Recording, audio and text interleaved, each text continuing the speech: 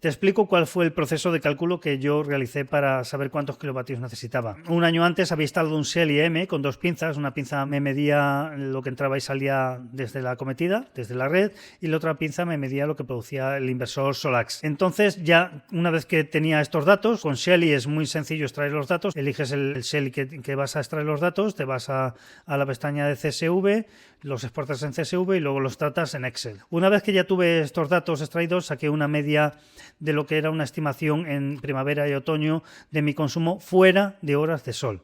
Es decir, me saqué una media de un día tipo, calculé lo que consumía fuera de las horas del sol, que está aquí lo tienes en la tabla, que está en azul, y llegué a la conclusión de que mi media era de 4,5 kilovatios fuera de horas del sol, que era lo que necesitaba tener en la batería para no consumir nada de la red durante la noche. Con esto quedaba bastante claro que era, como los módulos eran de 3, pues necesitaría 2 módulos de 3 al menos y un BMS.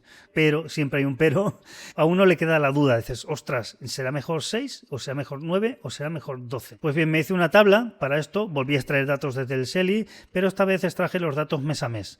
Extraje los datos de consumo total en todos los meses que consumía, todas las medidas de consumo desde la red y todas las medidas de exportación a la red. Con esto podía calcular realmente cómo deficiente era la batería en función de los kilovatios. Mira, aquí tienes el cuadro ya en la tabla Excel que puedo interaccionar con ella y fíjate la diferencia que hay entre tener una batería de 3, ¿ves? La batería de 3 prácticamente, esta no me serviría porque necesito 4,5 kilovatios de media por la noche, pero fíjate, una batería de 3 realmente se cargaría y me daría excedentes. Se cargarían 1, 2, 3, 4, 5, 6, 7, 8. En 8 meses al año se cargaría y me daría excedentes. Mientras que durante 4 meses al año, enero, diciembre, enero, febrero y marzo, no la cargaría y no me sería del todo útil. El caso específico que estamos hablando de 6, que es la que yo he elegido, ves, aquí ya en noviembre ya no me es útil la batería, ya hay días que no lo cargo. Mientras que durante 1, 2, 3, 4, 5, 6, 7 meses al año, no solamente que la cargo, sino que además tengo excedentes.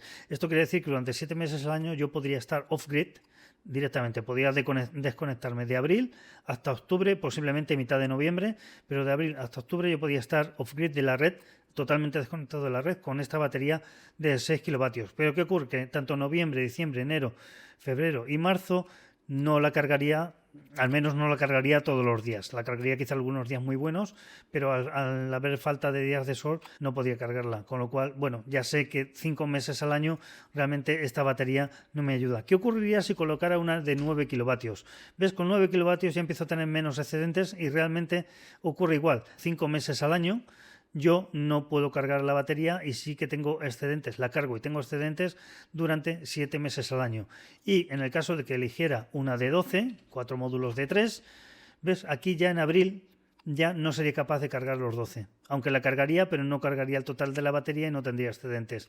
Con lo cual tendría 6 meses al año que cargaría esos 12 kilovatios y me sobraría, y otros 6 meses al año realmente la batería no me sería muy útil. Quizá abril no sea tan específico como aquí dice, pero ya has visto que tanto para 6, 9 o 12 el resultado es prácticamente el mismo. Vuelvo a colocar 6, ¿ves? Es prácticamente el mismo, con lo cual 6 es lo que está mejor balanceado entre la inversión y el rendimiento que le voy a conseguir sacar a esta batería. Aquí abajo, como ahora más tarde te explicaré, están el plan de amortización, aquí están los beneficios que me generaría con 6 kilovatios, con la exportación directa a red, pagos por exportación, y la energía que me ahorro de guardarla directamente en la batería. Esto ayuda mucho a luego hacer el plan de amortización, que lo vamos a ver más adelante.